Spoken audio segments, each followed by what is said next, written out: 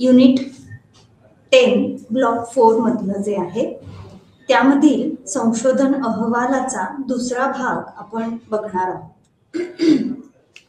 या पूर्वीच्या तासाला आपण या संशोधन म्हणून भाग 1 की ज्याच्यामध्ये मुखपृष्ठ आहे, आपल्या शीर्षकाचं एक पान आहे, संशोधनाचं विधान, त्याच्याच बरोबरीनं अनुक्रमणिका किंवा आपल्याला जे ऋणनिर्देश व्यक्त करायचा आहे तो, आणि त्याच्याच बरोबरीनं तक्ते किंवा आकृत्या या संदर्भातलं एक सूची किंवा तक्ता असा एक पहिला भाग आहे.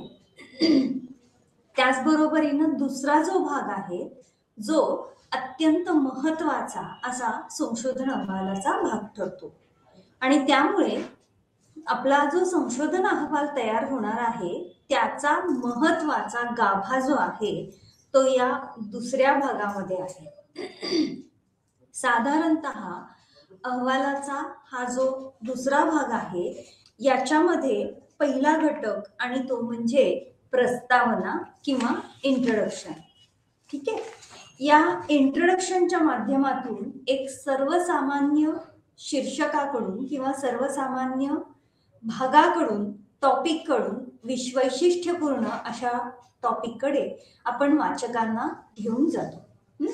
आणि त्यामुळे आपलं जे संशोधन आहे त्या संशोधनाचा विस्तार, त्याचबरोबरीनं संशोधनाचा संदर्भ आणि संशोधनामधील असणारा जे महत्व आहे ते सारांश स्वरूपामध्ये, एक पार्श्वभूमीच्या स्वरूपामध्ये माहिती, त्याचबरोबरीनं एकूणच विषयाची गरज काय आहे, प्रश्न मांडले गेलेले आहेत किंवा यापूर्वी झालेली जी संशोधनं आहेत या सगळ्यांच्या बाबतीमध्ये एक आधारभूत अशा स्वरूपातली माहिती आपल्याला प्रस्तावनेमध्ये बघायला मिळते.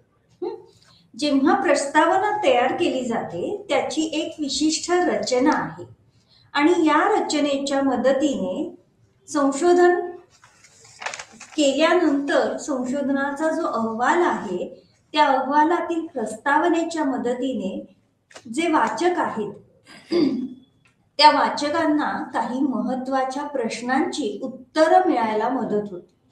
म्हणजेच आपण जो अहवाल वाचणार आहोत तो अहवाल प्रामुख्याने कशाशी संबंधित होता, त्याचबरोबरीनं हे जे संशोधन आहे किंवा विशिष्ट संशोधनाचा जो विषय निवडलेला आहे त्या विषयाची निश्चितपणे गरज काय आहे.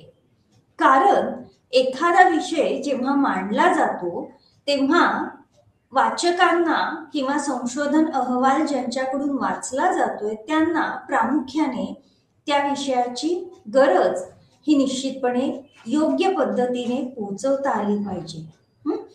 त्याचबरोबरीनं जेव्हा एखादा विषय निवडलेला होता तो निवड करण्यापूर्वी त्या विषयाबाबत काय माहिती होती किंवा त्या विषयाचं काय ज्ञान उपलब्ध होतं, आणि मग आता नवीन पद्धतीने जेव्हा विशिष्ट समस्या मांडली जाणार आहे ती समस्या समजून घेण्यासाठी सद्यस्थितीमधल्या संशोधनाची भूमिका काय आहे हे समजून घेण्यासाठी आपल्याला प्रस्तावना हा जो संशोधन अहवालातला महत्वाचा भाग आहे या भागाची मदत होते. आता इथे जे संशोधक आहेत किंवा प्रामुख्याने रिसर्चर किंवा या संदर्भातलं अभ्यासपूर्वक मत मांडणारे डॉक्टर रेज हे असं म्हणतात की जेव्हा आपण एखादी प्रस्तावना लिहितो, संशोधन अहवालामध्ये जेव्हा प्रस्तावना मांडली जाते तेव्हा त्या प्रस्तावनेचे 3 महत्वाचे गुणधर्म आहेत. आता हे गुणधर्म काय काय आहेत तर प्रस्तावनेमध्ये सगळ्यात महत्वाचं यापूर्वी झालेल्या विशिष्ट विषयाला अनुसरून जे अभ्यास झालेले आहेत त्या अभ्यासांचा एक सारांश मांडला जातो, आणि तो अशा पद्धतीने मांडला जातो की ज्यामुळे आपलं जे सद्यस्थितीमधलं संशोधन आहे त्याचा एक पाया तयार होतो. ठीक आहे. त्याचबरोबरीनं विशिष्ट समस्या निवडल्यानंतर त्या समस्येला अनुसरून सद्यस्थितीमध्ये उपलब्ध असणारं साहित्य आणि त्याच्याच बरोबरीनं त्या साहित्य आणि आपण जो अभ्यास करणार आहोत, आपण जो विषय निवडलेला आहे, त्या दोन्हीमध्ये जी गॅप आहे, त्या दोन्हीमध्ये जी पोकळी आहे, ती पोकळी समजून घ्यायला सुद्धा मदत होते. आणि तिसरा आणि अत्यंत महत्वाचा भाग तो म्हणजे सैद्धांतिक दृष्ट्या किंवा शास्त्रीय संशोधन करत असताना किंवा विशिष्ट धोरण ही ठरवत असताना आपलं सद्यस्थितीमधलं संशोधन हे कसं पुरेसं ठरू शकेल याचा एक विस्तृत अंदाज या ठिकाणी या प्रस्तावनेमध्ये दिला जातो. आणि त्यामुळे आपलं जे संशोधन आहे त्या संशोधनाची उपयुक्तता काय आहे हे देखील संशोधन अहवालामधला एक महत्वाचा गुणधर्म इथे असतो. आणि त्यामुळे जेव्हा आपण कुठल्याही संशोधनाची प्रस्तावना मांडतो तेव्हा थोडक्यामध्ये ही प्रस्तावना जी आहे ही एका पद्धतीने आपल्या एकूण संशोधनाबद्दलचं पहिलं इम्प्रेशन असतं किंवा एक प्राथमिक अशी छाप आहे पहा. त्यामुळे प्रस्तावना ही मांडत असताना संशोधक हा वाचकांपुढे विशिष्ट संशोधनाची गरज, त्यामागची कारणं काय आहेत आणि त्याचबरोबरीनं कशा पद्धतीने अत्यंत यथार्थ असे निष्कर्ष काढण्याच्या दृष्टीने आणि संशोधनाच्या उपयोजकतेच्या किंवा उपयुक्ततेच्या दृष्टिकोनातून एक प्रमाणित अशा पद्धतीने काय केलं जाणार आहे हे प्रस्तावनेमध्ये नमूद केलेलं असतं.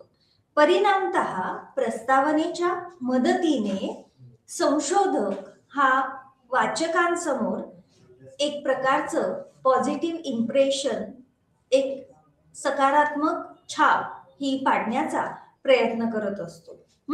आणि त्यामुळे ही जी प्रस्तावना मांडली जाते ती अशा स्वरूपातली मांडली जावी की जेणेकरून एक योग्य फ्लो किंवा एक योग्य रचना ही वाचकांसमोर उपलब्ध होईल. वाचक त्या प्रस्तावनेमध्ये गुंतून पडतील जेणेकरून ज्या काही पुढील संशोधन आहे त्या संशोधनाबद्दल एक योग्य दिशा किंवा एक योग्य माहिती ही वाचकांसमोर उपलब्ध होईल. जेव्हा आपण अहवाल आणि अहवालामधली प्रस्तावनेची रचना ही मांडतो तेव्हा अत्यंत संक्षिप्त मात्र संशोधन विषयाला अनुसरून मांडलेल्या प्रश्नांची उत्तरं ही संशोधनाच्या प्रस्तावनेच्या माध्यमातून मिळणं हे निश्चितपणे गरजेचं आहे. आणि त्यामुळे जेव्हा एखादा वाचक प्रस्तावना वाचायला सुरुवात करतो तेव्हा त्याला काही प्रश्नांची उत्तरं ही निश्चितच मिळत असतात. या उत्तरांमध्ये मी नक्की काय वाचत आहे आणि हे वाचणं का गरजेचं आहे किंवा मी हे या प्रस्तावनेचा भाग का वाचावा आणि प्रस्तावना लिहित असताना मुख्य करून कशावर भर दिलेला आहे, फोकस कशावर आहे हे देखील तिथे वाचकांच्या लक्षात येऊ शकतं. आणि त्यामुळे जेव्हा आपण प्रस्तावनेच्या रचनेचा विचार करतो तेव्हा आपल्याला असं लक्षात येईल की संशोधन समस्येला अनुसरून एक विशिष्ट पद्धतीचा गाभा किंवा एक विशिष्ट स्वरूपातील पाया हा त्या ठिकाणी या प्रस्तावनेच्या स्वरूपामध्ये निर्माण होतो. आणि थोडक्यामध्ये ही एक त्रिमिती आहे किंवा थोडक्यामध्ये हा एक ट्रायंगल आहे. या ट्रायंगलच्या सगळ्यात वरच्या टोकाला काय असेल तर संशोधनाचा एक विस्तृत असा घटक. आणि मग तिथून आपण खाली येत असताना विशिष्ट पद्धतीची माहिती आणि शेवटी विशिष्ट पद्धतीची समस्या आणि ती अभ्यासनाबाबतची एक तर्कशुद्ध योजना ही त्या ठिकाणी अवलंबून असते, तिथे उपलब्ध करून दिली जाते. आणि त्यामुळे संशोधनाचे मिळणारे जे निष्कर्ष आहेत किंवा संशोधनाची जी फलितं असतील त्या संशोधन फलितां कशावर आधारित आहेत, ती फलितं कशाशी संबंधित आहेत, असं अत्यंत डिटेल असं वर्णन हे तिथे उपलब्ध असतं. आणि त्यामुळे जेव्हा आपण प्रस्तावना लिहायला सुरुवात करतो तेव्हा प्रामुख्याने आपल्या संशोधनाची व्याप्ती जी आहे, आपल्या संशोधनाचं आपल्या विषयाचं जे महत्व आहे ते महत्व तिथे स्पष्ट केलेलं असावं. आणि त्यामुळे आपल्या संशोधनाचा एक फ्रेमवर्क किंवा एक प्रकारची चौकट ही तिथे प्रस्तावनेमध्ये उपलब्ध व्हायला पाहिजे. त्याचबरोबरीनं सद्यस्थितीमध्ये अशी जर काही संशोधनावर आधारित अशा स्वरूपातली जर काही मतं मांडलेली असतील किंवा असे काही विचार मांडलेले असतील, त्या विचारांना चॅलेंज देणारं किंवा त्या विचारांना पूरक अशा स्वरूपातले सद्यस्थितीमध्ये संशोधनामधले काही घटक हे तिथे नमूद केलेले असावे. आणि त्यामुळे एक पारंपरिक संशोधन क्षेत्राकडून नाविन्यपूर्ण अशा प्रकारचं शोध किंवा संशोधनासाठी एक प्रकारचा मार्ग हा या ठिकाणी उपलब्ध होतो.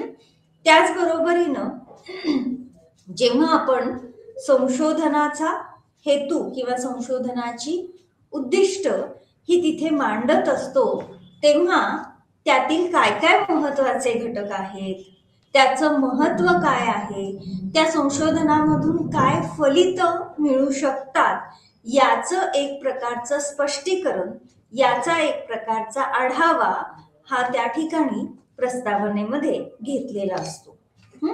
आणि म्हणून जेव्हा आपण प्रस्तावनेचा विचार करतो तेव्हा प्रस्तावना हा संशोधनाचा एक प्रकारे किंवा संशोधन अहवालाचाच एक प्रकारे पाया आहे असं म्हणता येईल. ठीक आहे.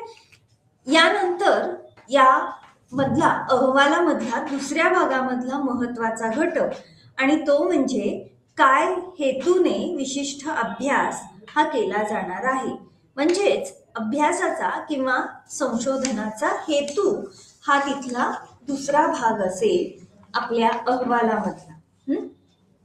आपल्याला तर माहितीच आहे की कोणत्याही समस्येचं उत्तर देत असताना किंवा कोणत्याही संशोधन समस्येला दिशा आणि नक्की काय अभ्यासायचं आहे त्याचा फोकस क्लिअर करण्यासाठी संशोधक हा काही सिद्धांत कल्पना किंवा काही परिकल्पना म्हणजेच हायपोथेसिस मांडतो. ही जी परिकल्पना आहे ही परिकल्पना एक पद्धतीने आपल्या समस्येला एक पार्श्वभूमी उपलब्ध करून देते. आणि त्यामुळे आपल्याला माहीतच आहे यापूर्वी देखील काही प्रकरणांमध्ये परिकल्पना किंवा सिद्धांत कल्पना म्हणजे काय याची आपण चर्चा केलेलीच आहे. या परिकल्पनेमध्ये एक प्रकारचं तात्पुरतं स्वरूपातलं असं एक विधान केलेलं असतं आणि हे विधान आपल्या समस्येचं स्वरूप काय आहे, त्याचबरोबरीनं संशोधक कशा पद्धतीने प्रदत्त संकलन करेल, डेटा कलेक्शन करेल, त्याचं विश्लेषण कसं करणार आहे आणि परिकल्पना कशी तपासून पाहणार आहे हे देखील तिथे नमूद केलेलं असतं. त्याचबरोबरीनं विशिष्ट संशोधनाची गरज ही काय असू शकते.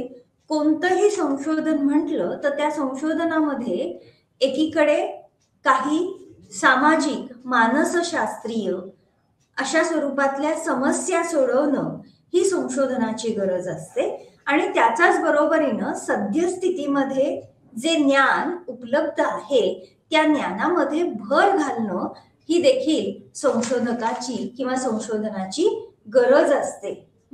आणि त्यामुळे समस्ये समूळपणे नष्ट करणं आणि ज्ञानामध्ये भर घालणं ही संशोधनाची गरज लक्षात घेऊन हा जो संशोधक आहे तो आपण सद्यस्थितीमध्ये जो निवडलेला विषय आहे, संशोधनासाठी निवडलेला जो अभ्यासाचा विषय आहे त्याबद्दल स्पष्टीकरण हे देऊ शकेल. आणि म्हणून या बाबतीमध्ये जेव्हा आपण प्राथमिक प्रदत्त गोळा करत असतो तेव्हा त्याबरोबरीनच आपल्या प्रदत्ताबाबत किंवा आपण माहिती जी संकलित करणार आहोत त्याबाबतचे दुय्यम स्रोत देखील नाकारून चालत नाहीत. आणि म्हणून आपण संशोधन आढावा घेणं किंवा आपण माहिती संकलित करत असताना हे दुय्यम स्रोत जे आहेत हे दुय्यम स्रोत आपल्या संशोधनाच्या बाबतीमध्ये स्पष्टीकरण आणि विधानाच्या बाबतीमध्ये संशोधन समस्या विधानाच्या बाबतीमध्ये देखील एक योग्य प्रकारचं स्पष्टीकरण हे देत असतात. आणि म्हणून संशोधनाचा हेतू हा एक प्रकारे पुढच्या संशोधनासाठी अहवालामध्ये नमूद केल्यामुळे आपल्याला एक प्रकारची दिशा दर्शवत असतो. याच्यामधला पुढचा जो भाग आहे, आपण जो अभ्यास विषय निवडलेला आहे त्या अभ्यास विषयाचं महत्व. आपल्याला माहित आहे की संशोधन याला इंग्रजी भाषेमध्ये रिसर्च म्हणजेच पुन्हा शोध घेणे असं म्हणतात. आणि त्यामुळे आधी झालेले जे अभ्यास आहेत ते नवीन पद्धतीने पुन्हा मांडण्यासाठी संशोधक प्रयत्न करत आहेत. आणि इतकंच नाही तर एखादा विशिष्ट किंवा नवीन सिद्धांत देखील संशोधक मांडण्याचा प्रयत्न करतो. हे सगळं करत असताना संशोधक पूर्वी झालेल्या अभ्यासांचा संदर्भ घेतो. त्याचबरोबरीनं आपला जो सद्यस्थितीमध्ये निवडलेला विषय आहे तो पूर्वीच्या संशोधनांपैकी कसा वेगळा आहे आणि कसा महत्वाचा आहे हे देखील नमूद करण्याचा प्रयत्न करत असतो. आणि आपण मांडलेली जी समस्या विधान आहे ते समस्या विधान सद्यस्थितीच्या विषयाला अनुसरून अत्यंत सखोल स्पष्टीकरण देत असतं. आणि त्याच्याच बरोबरीनं सद्यस्थितीमध्ये संशोधन करत असताना कोणती वेगळी पद्धती ही संशोधक वापरणार आहे याबद्दल देखील महत्व हे अभ्यास महत्वामध्ये म्हणजेच सिग्निफिकन्स ऑफ स्टडी याच्यामध्ये नमूद केलेलं असतं. आता हे सगळं करत असताना आपण आत्ताच पाहिलं की पूर्वी झालेल्या संशोधनाच्या बाबतीमध्ये किंवा पूर्वीच्या संशोधनांचा संशोधक संदर्भ हा घेतच असतो. आणि त्यामुळे या संशोधनाचा संदर्भ घेत असताना साहित्याचा किंवा पूर्वीच्या संशोधनाचा आढावा रिव्ह्यू ऑफ लिटरेचर हे देखील तितकंच महत्वाचं आहे. ही एक प्रकारची सातत्यपूर्ण अशी प्रक्रिया आहे. आणि हा जो संशोधक आहे हा अहवाल लेखन करत असताना पूर्वी झालेल्या विशिष्ट विषयाला अनुसरून झालेली जी संशोधनं आहेत ती संशोधनं आपल्याला नाकारून चालणार नाहीत. आणि त्यामुळे पूर्वी झालेली जी संशोधनं आहेत ती प्रकाशित किंवा अप्रकाशित अशा स्वरूपातली जी संशोधनं आहेत ती संशोधनं हाताळली जातात. त्याच्याच बरोबरीनं काही स्वतःच्या संशोधनाला अनुसरून जी मार्गदर्शक आहेत त्याचा देखील साहित्याचा आढावा घेत असताना विचार केला जातो. त्याचबरोबरीनं जे पूर्वी झालेलं संशोधन आहे ते संशोधन विशिष्ट पद्धतीने एकत्रित केलं जातं, संकलित केलं जातं आणि विशिष्ट पद्धतीने मांडलं जातं. आता हे मांडत असताना काय काय नमूद करणं आवश्यक आहे तर त्यामध्ये लेखक म्हणजे यापूर्वी ते विशिष्ट संशोधन कोणी केलेलं आहे, त्या संशोधनाचं शीर्षक किंवा टॉपिक काय होतं, टायटल काय होता, ते संशोधन कोणी प्रकाशित केलेलं आहे, जसं की सेज पब्लिकेशन. आणि मग सेज पब्लिकेशनने किंवा पियर्सन एज्युकेशनने प्रकाशित केलेली अशी काही संशोधन म्हणून प्रकाशक.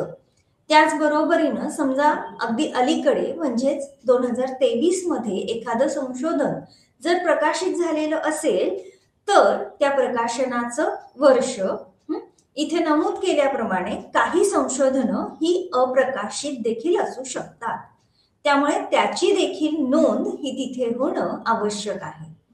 हे संशोधन जे नमूद करत आहोत त्या संशोधनाचा म्हणजे पूर्वीच्या संशोधनाचं उद्दिष्ट, ऑब्जेक्टिव्ह काय होती आणि त्याचबरोबरीनं त्या संशोधकाला काय फलित मिळालेली आहेत, त्या संशोधनामधून काय निष्कर्ष मिळालेले आहेत, अशा पद्धतीने आपण साहित्याचा किंवा पूर्वी झालेल्या संशोधनाचा जेव्हा आढावा घेतो त्या बाबतीमध्ये ही माहिती नमूद करणं गरजेचं आहे.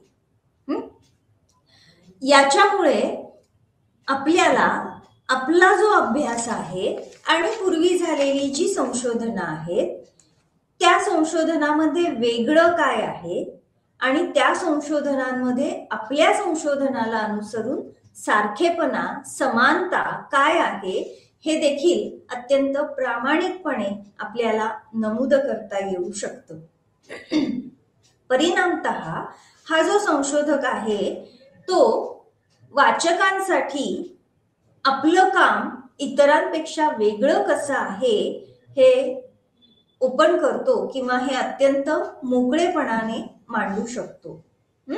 आणि म्हणून पूर्वी झालेलं संशोधन त्याच्यामधून जे काही राहिलं गेलेलं आहे, जे काही मिसआउट झालेलं आहे ते सद्यस्थितीमधल्या संशोधनामध्ये कसं भरून काढण्यात आलेलं आहे हे देखील साहित्याच्या आढाव्यामधून लक्षात येतं.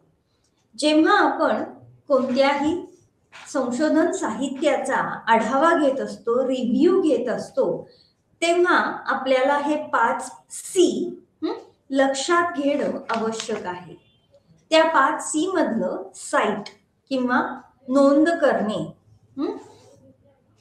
आता इथे आवश्यक असणारं संशोधन समस्येला अनुसरून जे आवश्यक साहित्य आहे, जे महत्वाचं साहित्य आहे त्यावर इथे भर दिला जातो, ते हायलाइट केलं जातं.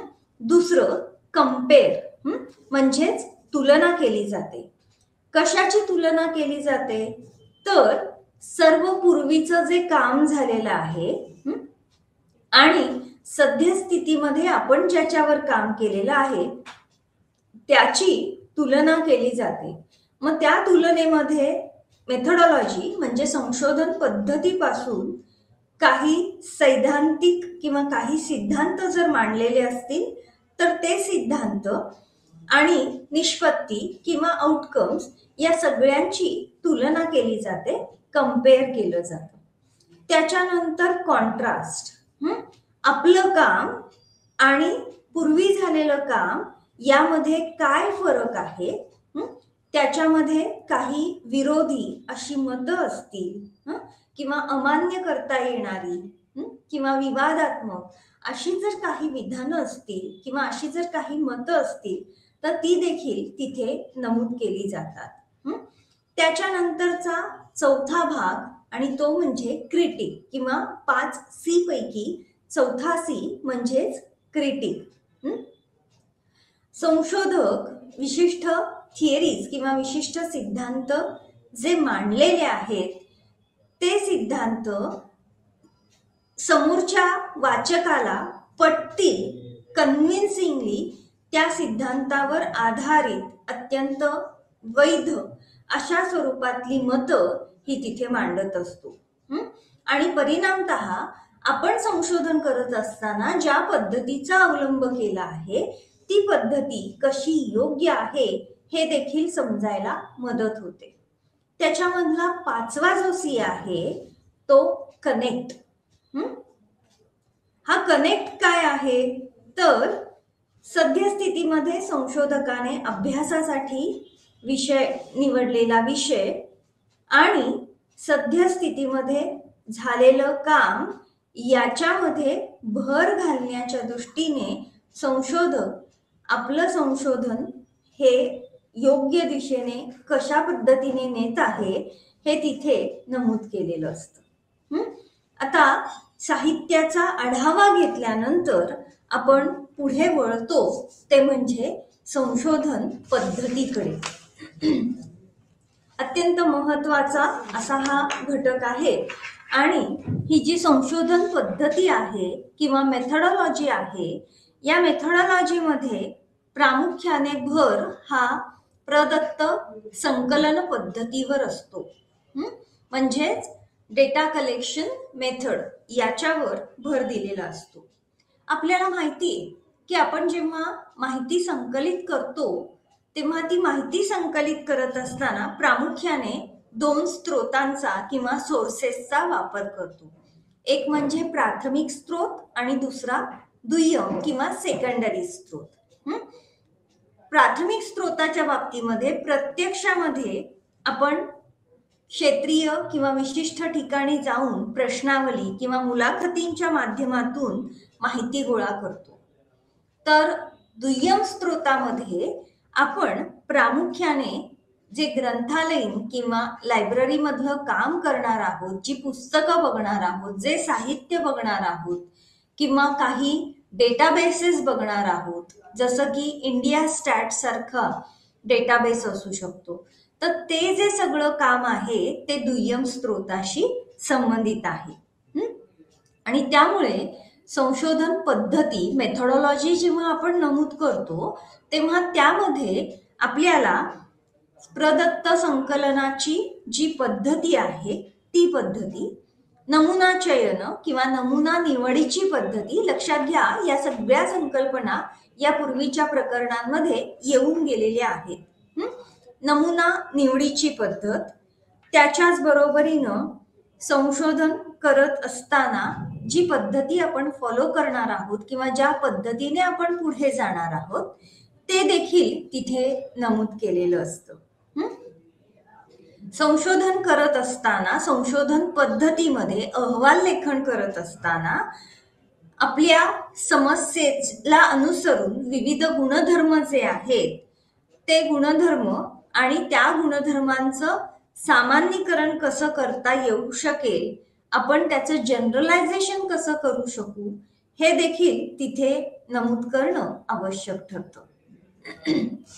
त्याचबरोबरीनं समजा आपण एखादी मापन श्रेणी वापरलेली असेल तर त्या मापन श्रेणीचं विविध संकल्पनांना अनुसरून वर्णन करणं आणि आपल्या संशोधनासाठी त्याचं उपयोजन कसं करता आले आहे हे देखील तिथे नमूद करणं आवश्यक आहे. जेव्हा आपण प्राथमिक स्वरूपातील प्रदत्त संकलित करतो तेव्हा आपल्या प्रश्नावलीची एक प्रत ही आपल्याला शेवटी परिशिष्टामध्ये जोडावी लागते. परिशिष्ट म्हणजेच अपेंडिक्स मध्ये जोडावी लागते.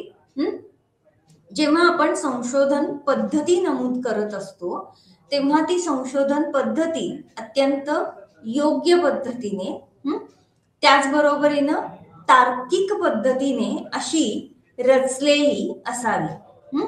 जरी तिथे अजून संशोधनाला सुरुवात झालेली नसली तरी सुद्धा जो वाचक आहे त्याला एक प्रकारचा विश्वास वाटला पाहिजे की इथून आपण कशा दिशेने किंवा कशा पद्धतीने पुढे जाणार आहोत. आणि त्यामुळे या संशोधनाची फलितं काय असतील या फलितांबद्दल अंदाज बांधण्याचं स्वातंत्र्य हे मात्र निश्चितच वाचकांना नसावं.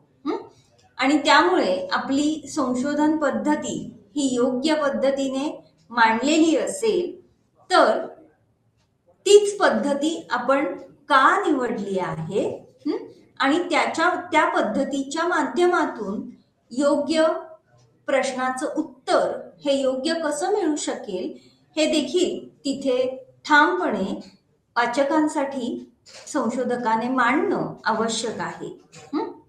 आणि त्यामुळे संशोधन पद्धती मध्ये प्रामुख्याने यापूर्वी झालेल्या साहित्याच्या आधारे किंवा संशोधन आढाव्याच्या मदतीने संशोधक आपल्या संशोधनाचा आराखडा, रिसर्च डिझाईन काय असेल ते देखील तिथे नमूद करतो. आणि त्यामुळे विविध संशोधन आराखडे बघत असताना, प्रदत्त संकलन करत असताना विशिष्ट संशोधन आराखडा हा का निवडलेला आहे याचं स्पष्टीकरण देखील अत्यंत योग्य पद्धतीने संशोधक तिथे देत असतो. आणि त्यामुळे जेव्हा आपण माहिती गोळा करायला सुरुवात करतो किंवा प्रदत्त संकलनाला सुरुवात करतो, तेव्हा ती मिळालेली माहिती त्याचं विश्लेषण कसं केलं जाणार आहे किंवा एखादी चाचणी जर निवडलेली असेल तर त्या चाचणीची वैधता, यथार्थता ही कशी तपासली जाणार आहे याचं देखील वर्णन हे त्या ठिकाणी केलेलं असावं. आता या संशोधन पद्धतीचं वर्णन करत असताना प्रामुख्याने काही महत्वाच्या गोष्टींची किंवा काही महत्वाच्या गोष्टी त्याबद्दल खात्री बाळगणं आवश्यक आहे.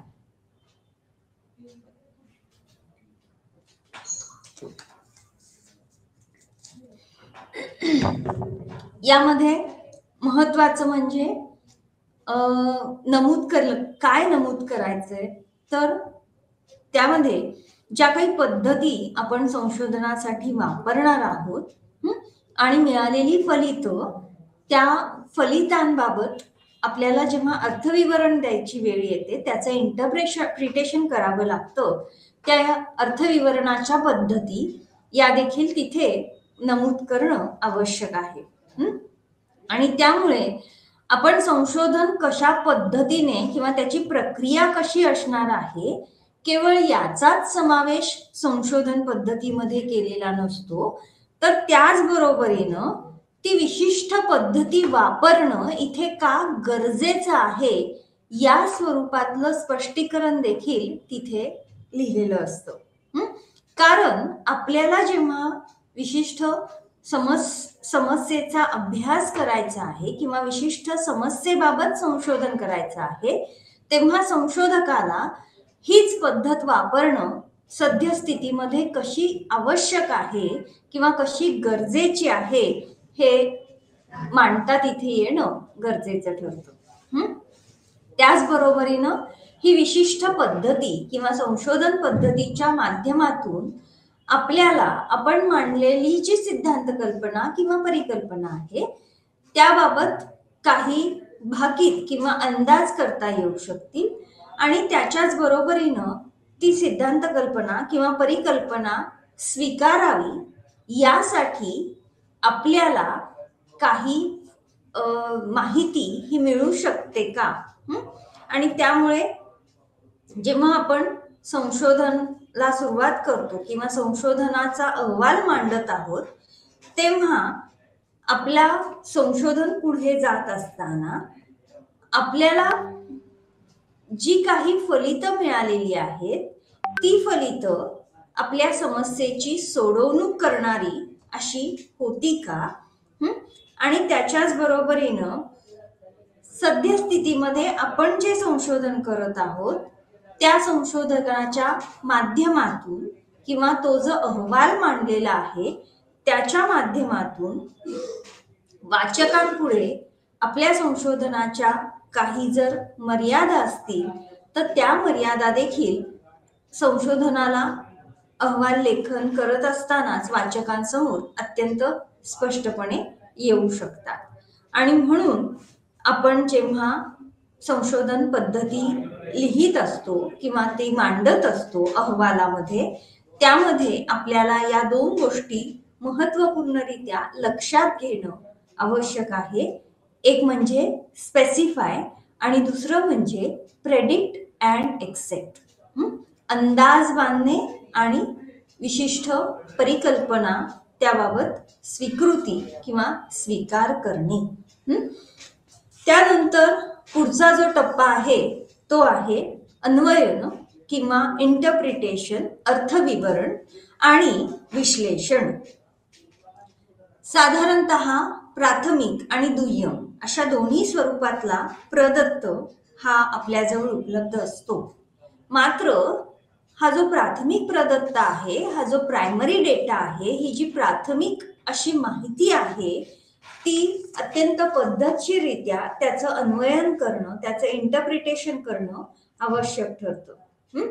आणि मग त्यासाठी आपल्याला योग्य पद्धतीने तयार केलेल्या काही तालिका किंवा टॅब्युलेशन्स किंवा टेबल्स ही महत्वाची ठरतात, की ज्या टेबल्सच्या आधारे, ज्या तालिकांच्या आधारे आपल्याला काही निष्कर्ष किंवा काही अनुमान ही काढता येऊ शकतील.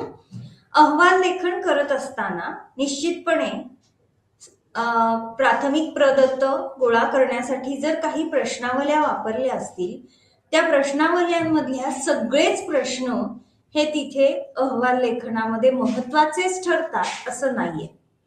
आणि त्यामुळे हे जे संशोधक आहेत त्यांनी आपण मांडलेला हेतू आणि आपला उद्दिष्ट संशोधनाचं जे आहे ते आणि त्यानुसार कोणते प्रश्न एकत्रितरित्या घ्यायचे याचं एकत्रीकरण करून आपलं उद्दिष्ट हे साध्य होतं आहे किंवा नाही हे पाहणं गरजेचं आहे.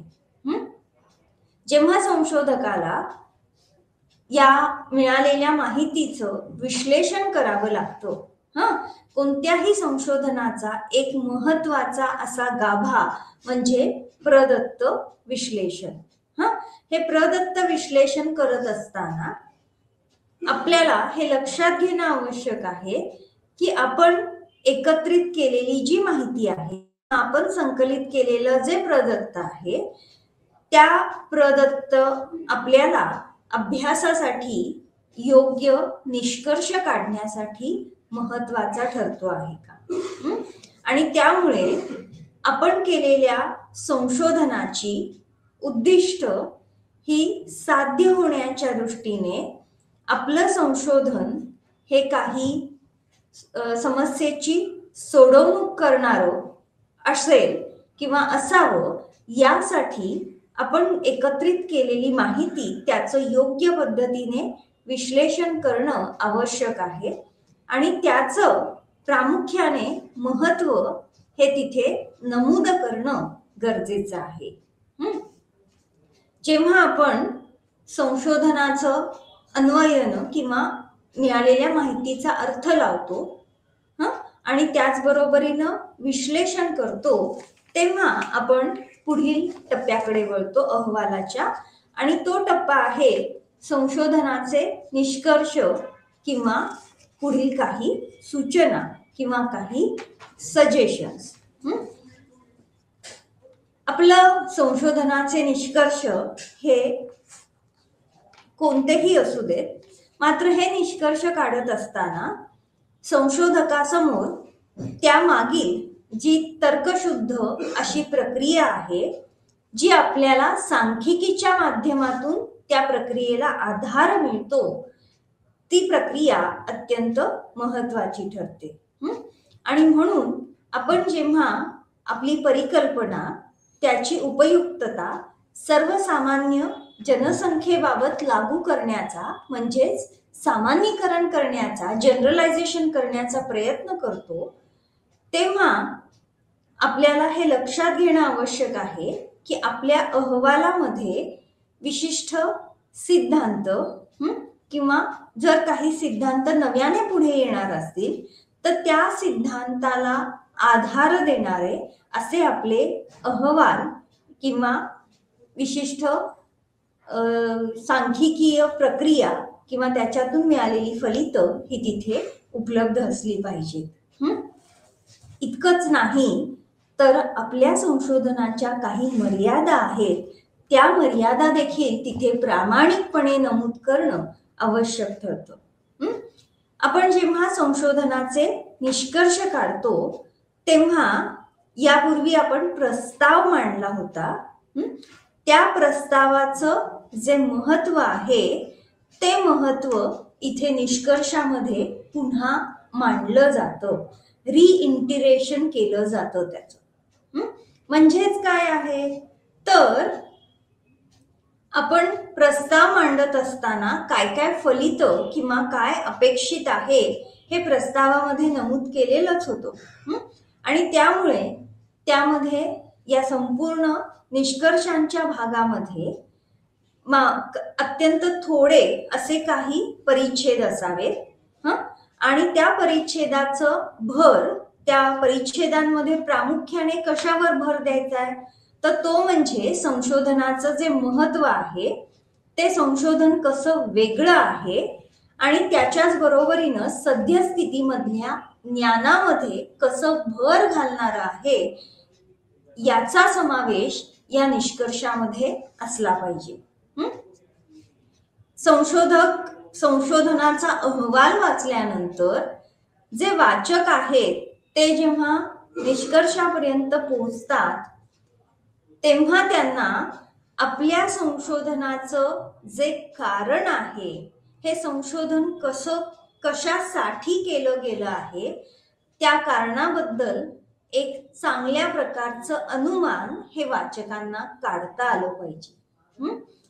त्या संशोधनाचा जो हेतू आहे त्याच्याच बरोबरीनं विशिष्ट पद्धती का निवडलेली होती, त्याचं उपयोजन काय आहे आणि अत्यंत विस्तृत पद्धतीने विशिष्ट संशोधन समस्येला अनुसरून हे संशोधन कसं केलं गेलेलं आहे या सगळ्या बाबतचा अंदाज हा निष्कर्षावरून वाचकांना येऊ शकतो. आणि म्हणून आपला संशोधनाचा निष्कर्ष हा अत्यंत म्हणजे अगदी 2 परिच्छेदांमध्ये नमूद केलेला असावा आणि त्यामधून वाचकांना अत्यंत विस्तृत अशा स्वरूपामध्ये एक दृष्टिकोन प्राप्त झाला पाहिजे. त्याचबरोबरीनं जेव्हा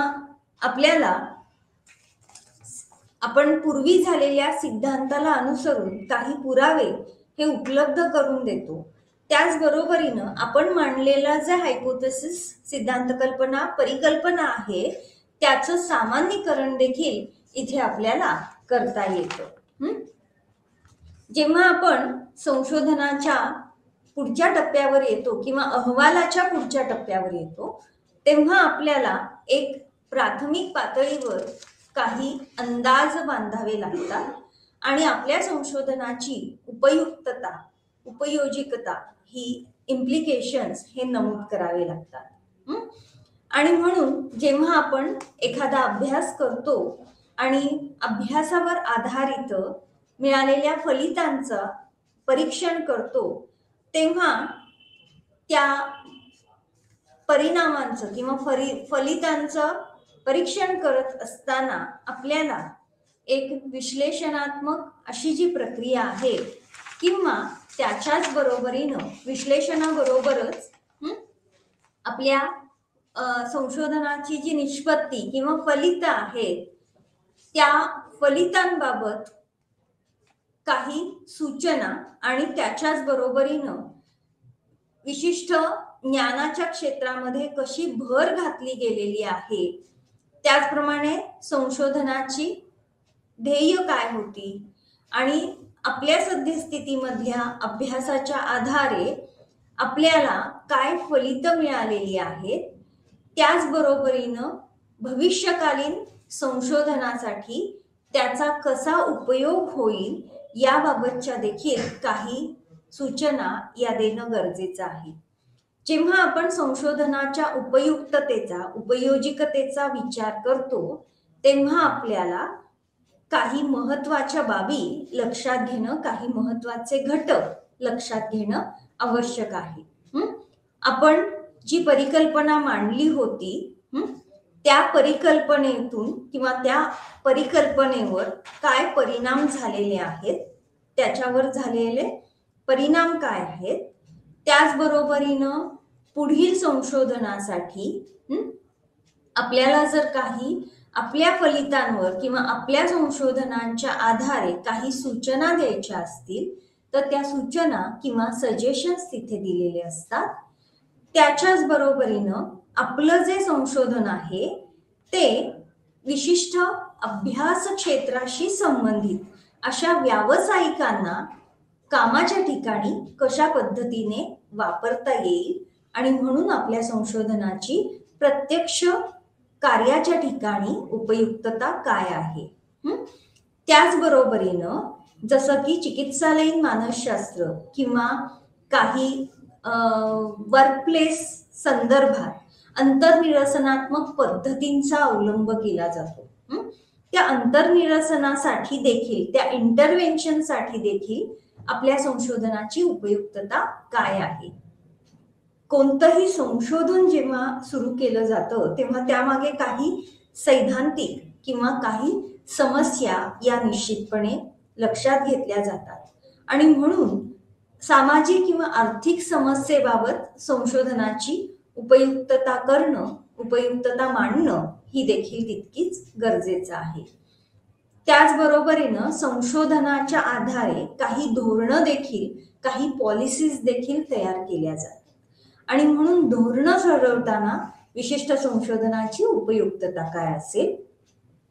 एखादं संशोधन हे समूह किंवा व्यक्तीच्या अभ्यासासाठी कसं उपयुक्त आहे आणि या सगळ्या उपयुक्ततेचा विचार करत असताना सद्यस्थितीमध्ये जे संशोधन झालेलं आहे त्या संशोधनाच्या पुढील सुधारणेसाठी काय काय विचार करता येतील किंवा त्याची व्याप्ती काय असेल ते देखील तिथे नमूद करावं लागतं. आपण जेव्हा आपलं संशोधन आणि त्याची फलितं याचा विचार करतो तेव्हा त्याचं उपयोजन आणि त्याच्यामधून नाविन्यपूर्ण असं काय निर्माण झालेलं आहे ते देखील तिथे नमूद करावं लागतं आणि म्हणून त्याला इनोव्हेशन्स किंवा नवप्रवर्तन काय घडून आलेलं आहे ते देखील आपल्याला आपल्या उपयोजकतेच्या किंवा उपयुक्ततेच्या भागामध्ये लिहावं लागतं, नमूद करावं लागतं. इथे लक्षात घेण्यासारखी बाब आहे की हा जो अहवालामधला भाग आहे तो भाग अत्यंत महत्वाचा आहे. कोणत्याही स्वरूपातल्या पुराव्यांशिवाय अशा स्वरूपातले स्वतःचे विचार हे इथे मांडले जात नाहीत आणि म्हणून यापूर्वी झालेली संशोधनं आणि सद्यस्थितीमध्ये आपण केलेलं संशोधन याबाबतची जी गॅप आहे ती पोकळी भरून काढण्यासाठी आपल्याला इथे सद्यस्थितीच्या संशोधनाची उपयुक्तता ही नमूद करणं गरजेचं आहे आणि त्यामुळे या भागामध्ये पुराव्यांवर आधारित उपयुक्ततेचा विचार केला जातो आणि म्हणून हा जो भाग आहे संशोधन अहवालामधला तो अत्यंत महत्वाचा आहे. त्यानंतर पुढच्या भागामध्ये आपण संशोधनाच्या मर्यादा, परिसीमा याचा देखील विचार करतो. हा विचार करत असताना आपल्या संशोधनाची व्याप्ती आणि त्याची मर्यादा ही देखील नमूद केली जाते. अत्यंत विचारपूर्वक आपल्या संशोधन समस्येला अनुसरून कुठल्या घटकांचा समावेश केला होता, कुठले घटक बाजूला काढून टाकले होते हे देखील तर्कशुद्धरित्या हे मांडलेलं असतं आणि त्यामुळे एखादं संशोधन हे का केलं गेलं आहे, आपलं संशोधन निश्चितपणे कशाशी संबंधित होतं आणि ते का होतं याबद्दल स्पष्टीकरण हे वाचकांना मिळत असतं. आपण वापरलेल्या पद्धती, दुसरी एखादी पद्धती आपण का नाही वापरली, ती आपण का नाकारली हे देखील तिथे नमूद केलं जातं आणि म्हणून या भागामध्ये आपल्या संशोधन समस्येबाबतचा अत्यंत महत्वाचा असा घटक नमूद केलेला असतो. जेव्हा आपण परिसीमेचा विचार करतो तेव्हा बघा, हे उदाहरण बघा. या उदाहरणामध्ये असं नमूद केलेलं आहे की असे काही घटक हे आपल्या लक्षात आले की ज्यामुळे आपण या माध्यमातून समजू शकलो की तरुण वयोगटातली जी व्यक्ती आहे ती मतदान करेल. अशा काही घटकांच्या प्रभावामुळे तरुण वयातील व्यक्ती मतदान करतील. आणि त्यामुळे हे करत असताना संशोधकाने काही सामाजिक आणि आर्थिक घटकांवर देखील भर दिला आहे की ज्याचा परिणाम या मतदान प्रक्रियेवर होत असतो. आणि त्यामुळे हे करत असताना त्याच्या परिसीमा या तिथे नमूद केलेल्या आहेत. आणि त्या परिसीमा नमूद करत असताना पूर्वी झालेल्या संशोधनामध्ये संशोधन विषयांच्या संदर्भात जे विषय किंवा जे घटक नमूद केले नव्हते ते इथे आता नमूद केलेले आहेत. म्हणून जेव्हा आपण परिसीमा ठरवत असतो त्या परिसीमा ठरवत असताना आपल्याला काही महत्वाचे घटक लक्षात घेणं आवश्यक आहे. एक म्हणजे आपल्या संशोधनाचा उद्दिष्ट. या संशोधनाच्या माध्यमातून आपण कोणत्या प्रश्नांची उत्तरं देणार आहोत. तिसरा घटक म्हणजे विशिष्ट अभ्यासाला पूरक किंवा अभ्यासाशी संबंधित कोणते कोणते घटक असणार आहेत. संशोधन पद्धती, त्यासाठी संशोधनासाठी लागणारा कालावधी आणि या विशिष्ट संशोधनासाठी उपलब्ध असणारं पर्यायी अशी सैद्धांतिक रचना. हे सगळे घटक आपण आपल्या संशोधनाच्या परिसीमा ठरवत असताना लक्षात घेणं आवश्यक आहे. आणि त्यामुळे आपल्या संशोधनाची फलितं ही जेव्हा आपण नमूद करतो तेव्हा या अभ्यासाच्या माध्यमातून कशावर भर दिलेला नाही हे देखील स्पष्ट करणं गरजेचं आहे. आणि म्हणून जेव्हा आपण संशोधनातून एखादा भाग गाळून टाकलेला असतो त्याचं देखील तर्कशुद्ध आणि योग्य स्पष्टीकरण संशोधकांजवळ असणं हे गरजेचं ठरतं. आणि त्यामुळे परिसीमा या सुरुवातीलाच विशिष्ट घटक निवडत असताना निश्चित केलेले असतात. आणि म्हणून परिसीमा ज्या आहेत या परिसीमा म्हणजेच संशोधनाच्या मर्यादा अशा स्वरूपातलं कन्फ्युजन असता कामा नये, अशा स्वरूपातला गोंधळ असता कामा नये. आणि त्यामुळे संशोधनाची मर्यादा म्हणजे परिसीमा नाही हे लक्षात घेणं आवश्यक आहे. त्यानंतर पुढचा आणि महत्वाचा भाग आणि तो म्हणजे उल्लेख निर्देश किंवा सायटेशन. या सायटेशन मध्ये दोन महत्वाचे भाग आहेत. ते म्हणजे संदर्भ ग्रंथ आणि दुसरं म्हणजे वाङ्मय सूची. संदर्भ ग्रंथ म्हणजे काय आहे तर संदर्भ ग्रंथामध्ये आपण जेव्हा संशोधनाचा प्रस्ताव म्हणजे प्रपोजल तयार केलं तेव्हा किंवा अभ्यास करत असताना जे जे काही साहित्य आपण वापरलेलं आहे त्या साहित्याची एक यादी म्हणजे संदर्भ. आणि बिब्लिओग्राफी म्हणजेच वाङ्मय सूची ज्यामध्ये अशी एक विस्तृत स्वरूपातली यादी आहे की जी जे साहित्य जे आपण विशिष्ट अहवाल लेखन करत असताना संशोधनाचा प्रस्ताव करत असताना ज्याचा आपण वापर केला आहे ते सगळं या यादीमध्ये लिहिलं जातं. आणि त्यामुळे आपल्याला अशा स्वरूपामध्ये उल्लेख निर्देश हा भाग नमूद करत असताना आपल्याला थोडंसं यापूर्वी झालेल्या कोणत्याही संशोधनाचं ड्युप्लिकेशन किंवा त्याचं पुन्हा आपण तसंच्या तसं लिहित नाही आहोत ना हे लक्षात घेणं आवश्यक आहे. आणि म्हणून आपलं जेव्हा वाङ्मय सूची लिहायला सुरुवात करतो तेव्हा आपलं संशोधन अहवालामध्ये एखाद्या नवीन पानावर सगळ्यात शेवटच्या भागामध्ये आपण हे संदर्भ किंवा वाङ्मय सूची नमूद करत असतो.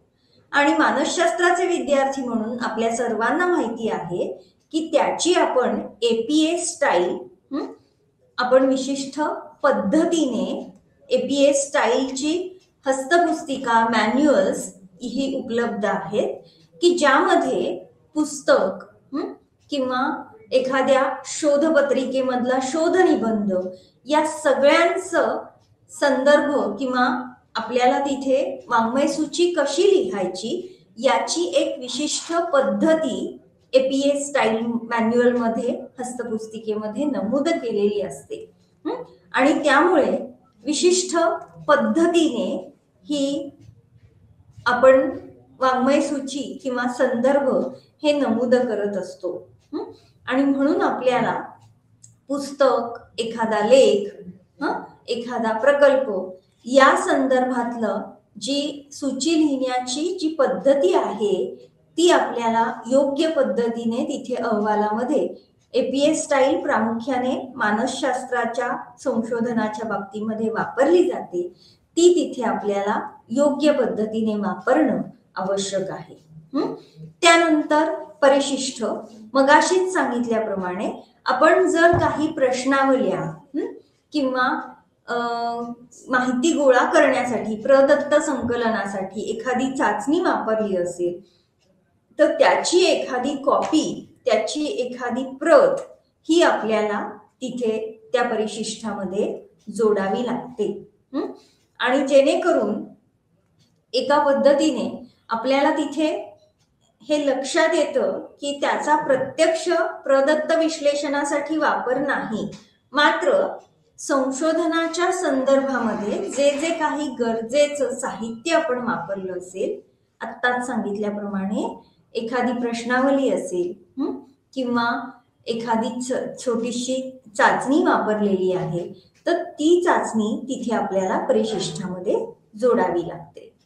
आता अहवाल लिहित असताना त्याचा महत्वाचा भाग म्हणजे ज्या पद्धतीने आपण अहवाल लेखन करतो त्यामध्ये अनेक महत्वाचे घटक आपण कव्हर केलेले आहेत, त्याचा समावेश केलेला आहे, ज्यामध्ये अगदी हायपोथेसिस, संशोधनाचा आराखडा आणि त्याच्याच बरोबरीनं पूर्वी झालेली संशोधनं. एक पद्धतीने आपल्याला आपल्या संशोधनाचं महत्व हे अहवालाच्या माध्यमातून वाचकांसमोर पोहोचवता येतं आणि त्यामुळे अहवाल लेखन हे अत्यंत महत्वाचं आहे की ज्यामुळे काही तज्ञ व्यक्तींचं मार्गदर्शन घेऊन देखील महत्वाच्या भागांवर आपल्याला अहवाल लेखनामध्ये फोकस टाकता येऊ शकतो.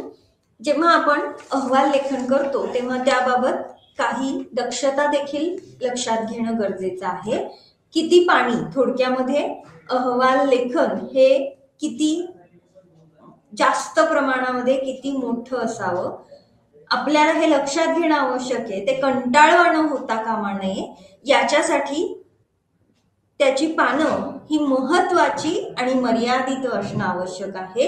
वाचकांना ते वाचत असताना इंटरेस्ट जनरेट झाला पाहिजे, त्याच्यामध्ये आवड निर्माण झाली पाहिजे. खूप क्लिष्ट अशा स्वरूपातली भाषा न वापरता, खूप जार्गन किंवा गुंतागुंतीचे असे शब्द न वापरता अत्यंत सोप्या भाषेमध्ये हा अहवाल लिहिलेला असला पाहिजे. आणि त्याचबरोबरीनं त्या अहवालाच्या माध्यमातून वाचकांना योग्य ज्ञान मिळेल अशा स्वरूपातलं एक संक्षिप्त अशा स्वरूपातली फलित ही तिथे नमूद करणं आवश्यक आहे. बऱ्याच वेळेस अहवालामध्ये काही आकृत्यांच्या काही विशिष्ट तक्त्यांच्या माध्यमातून योग्य पद्धतीने हे मांडलेले असतात.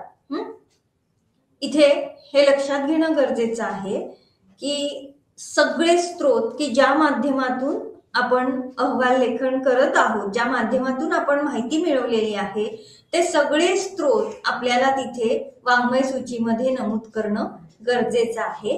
त्याचबरोबरीनं त्याची अनुक्रमणिका योग्य पद्धतीने, आणि अनुक्रमणिका हा अहवालातला महत्वाचा भाग आहे हे लक्षात घेऊन तयार करणं आवश्यक आहे.